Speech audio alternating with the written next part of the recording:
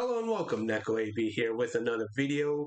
And this time it's going to be on something that I've been having a difficulty talking about that I've been wanting to talk about for a long time, which is the fact that video game music is often misunderstood by those who are neither hobbyists nor enthusiasts. Now, with all that said, on to the main scene.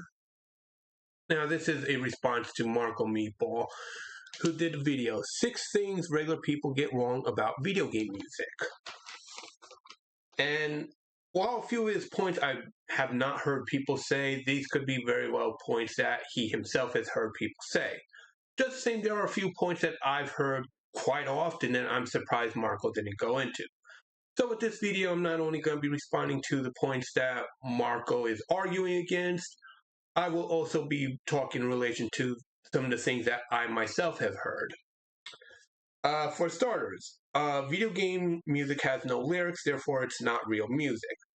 Now, this can be understood because you have old songs like Scarborough Fair, a song that's centuries old, became part of the zeitgeist because Simon & Garfunkel did a cover of it, and ever since Simon & Garfunkel's cover, a lot of people got into it, and so it's like, yeah, you look into the olden days, and even with more whimsical songs like A Cat's Duet, you go to show that, yeah, lyrics have been a large part of music for centuries. But at the same time, you also have various classical and Baroque and other such eras in the music that are instrumental, some of which from string quartets to just simply tunes played on a piano, including my personal favorite, Moonlight Sonata. Played 100% piano, no lyrics at all. On top of that, as technology got better, video games, those who composed for video games eventually started adding in songs with lyrics. And as Marco pointed out when he mentioned the Nier series, yeah, a lot of that music's in a fictional language, and due to how how those songs are performed, can actually pull you in some form or another. Examples from that series include Email Karma, and my personal favorite, The Wretched Automatons.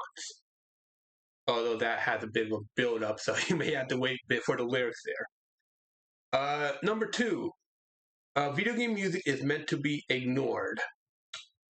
Now, this is an absurdity simply because, while I can understand in a sense the background music can be a distraction and you could always have it turn off and play something else or just play in silence. But at the same time, a major part of what makes the music integral to video games, especially in the modern era, is that it offers an immersion. It brings you in with the tone and the atmosphere, and the lyrics can also, and any songs that have lyrics can also help in the storytelling. It isn't just visual storytelling going on about what goes on, because you aren't just playing in an environment. A lot of times you're also interacting with a story that's playing out, which is one of the major appeals of video games. Another one, the third one, gameplay is more important than music. It depends on the person, really, I mean, if you're just going to play multiplayer, go for high scores and speed runs, then yeah, the music's not important. But if you want that immersion, be immersed in the atmosphere, the world that's presented, and the story that's being told, then the music is just as important as the gameplay. Some examples that we could get into would be the Final Fantasy series and the Guilty Gear series, which also plays into number 4, which is video game music is just beeps and boops. And yeah, I guess you could say that when it comes to the 80s, but even in the 80s, they were trying to do a lot more when it comes to video game music, as can be heard with such arcade games like Space Ace. And just the same, and of course, me being a Don Bluth fan, of course I'm going to say Space Ace. But yeah, as the 90s went on, the technology got better, and then you got like other game series, not just Final Fantasy and Guilty Gear. You also had Castlevania as well. And same with Sonic the Hedgehog. Went from simple electric melodies onto songs with lyrics such as Live and Learn. Well, Live and Learn was 2000s, but in the 90s you did have such tracks like Can You Feel the Sunshine, Cosmic Eternity, just to name a few. Let's see. Number 5, you can't dance to music. And this is an absurdity because there are not just, well, Marco did go into an interesting point about how you got a lot of games where rhythm is important, and that is true. Um, Such as the Necrodancer games, where you have to play in time with the music in order to maintain score, avoid getting hit, and stuff like that, you know. And just the same, you got a lot of a strong rhythmic element as time went on. Technology got better, and people experimented more with the sound capabilities. People started composing music that you actually can dance to, some of which are modern modern reinterpretations of waltzes and sonatas and stuff like that. And this even plays into what I mentioned of Scarborough Fair, because we also have that as well, where people just build off of classic music like that. Let's see. 6, needs the game to be good. In other words, you can't enjoy music without the game. And this depends on the game, really. Because, like, going back to Guilty Gear, more specifically Guilty Gear Strive, if you're playing it, like the instrumentation, the rhythm, and melody and stuff like that, that's going to drive you and push you forward and get you into the fight with Guilty Gear Strive. But if you were to listen to it outside of the game, just paying attention to like the lyrics will tell you a story. Tell you a story in relation to what character that song goes to. You got songs like Armor Clad Face. Oh God, I am blanking now. Drift is another one. Guilty Gear Strive song Drift, one of my personal favorites, which is kind of funny. And of course, Name of Heaven is also like, has a unique beauty to it, which may sound like an absurdity, but yeah, like you don't really need the games don't need the music don't need the games to be good, but the music does complement the games. That's the thing. Now on to what I have heard. For one thing, because video game music is a soundtrack.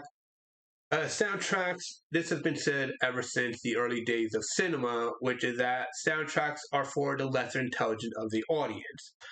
And this does come off to be very much an absurdity, simply because while, yeah, you can be expected to understand what you see play out, visual storytelling, but a lot of what we understand in the world also comes from the sounds.